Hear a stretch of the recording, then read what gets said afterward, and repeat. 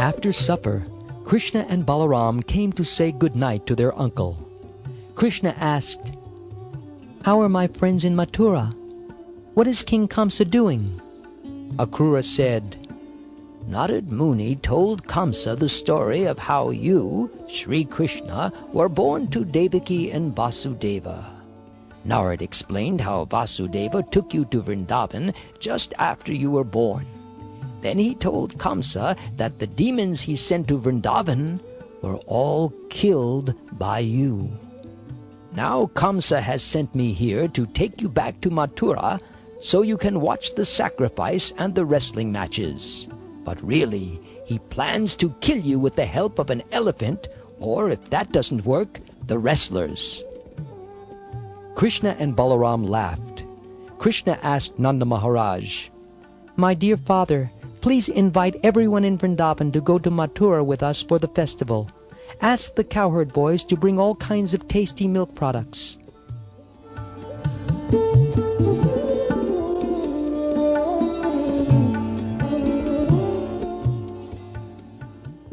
The next morning, they got all the cows and bulls ready for the ride to the festival in Mathura.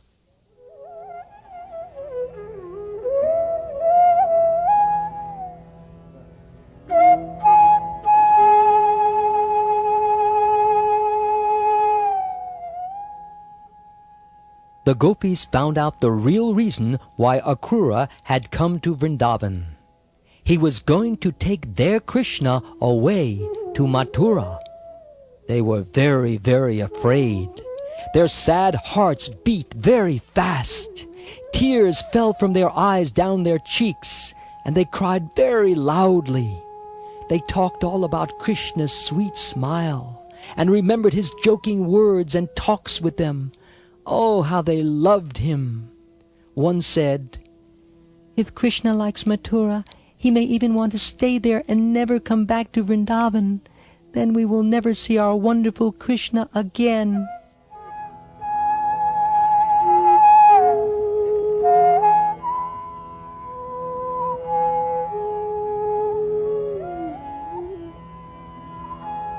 It was not fair. How could Akrura take Krishna away from them? They loved Krishna more than anything in the world. One gopi said, "What'll we do if Krishna goes away from Vrindavan? We will not be able to live for even a moment."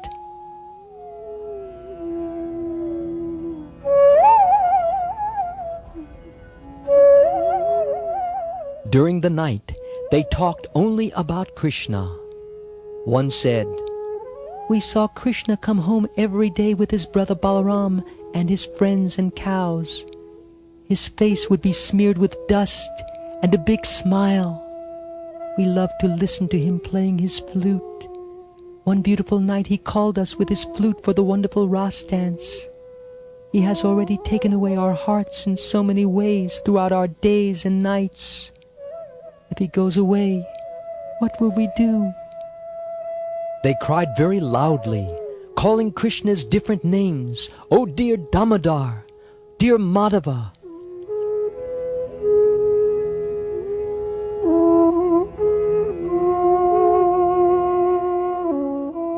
The gopis cried all night. As soon as the sun came up the next morning, Akrura finished his bath. Then, after he readied his chariot, Krishna and Balaram got up on it, and they started for Mathura.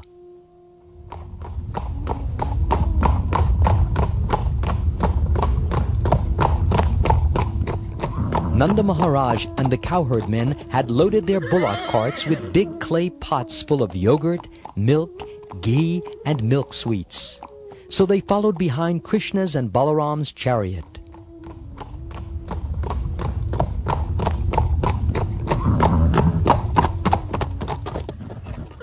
When the gopis saw the chariot coming, they stood in the middle of the road and surrounded it. They did not want to let Krishna go. With tearful eyes, they begged him not to leave Vrindavan. Krishna loved the gopis very much and was very sorry to see how sad they were.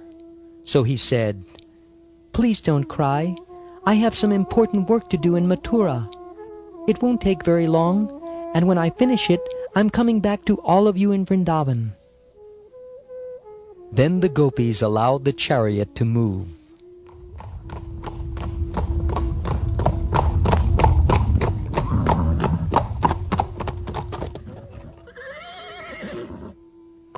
They watched it for as far as they could. They kept their eyes on the chariot flag till they no longer could see it. Then all they could see was the cloud of dust settling to the ground. For a long time they stood there, still and quiet, like painted pictures. Krishna was gone, and they felt that he was never coming back.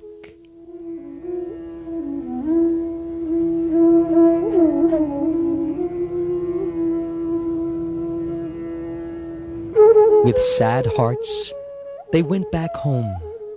Because Krishna was absent, they felt so disturbed. All day and night they began to think of all the pleasing things that Krishna had done in Vrindavan. And this helped them to feel somewhat better.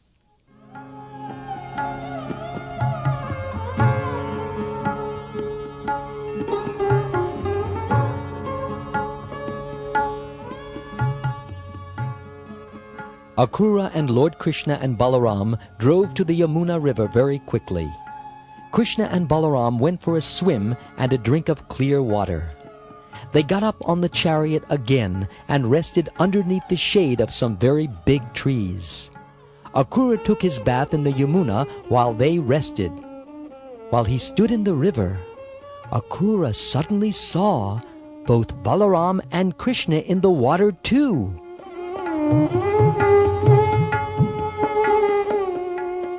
He was surprised and thought, "How can they be in the water when I left them sitting on the chariot?"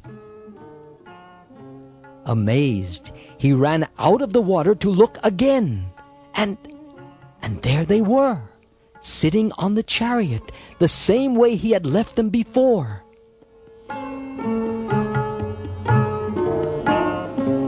When he saw them on the chariot, he began to wonder, "Did I really see them in the water?" He went back again to the river. This time, he not only saw Balaram and Krishna, but also many demigods, siddhas, charanas, and gandharvas, all offering prayers to them.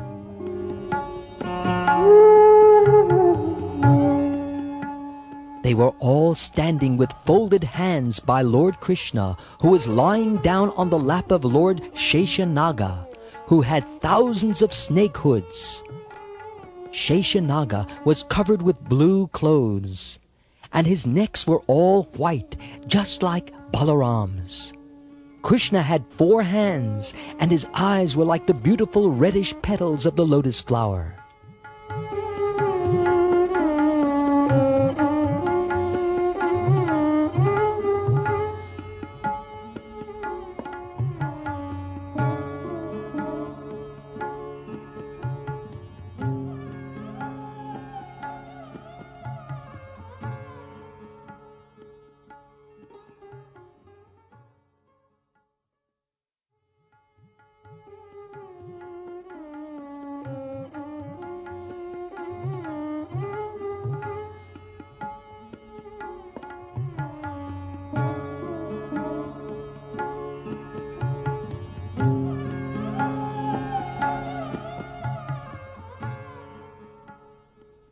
With folded hands and humble voice, Akrura prayed, "My dear Lord Krishna, let me pay my respectful obeisances to you, because you are the Supreme Personality of Godhead.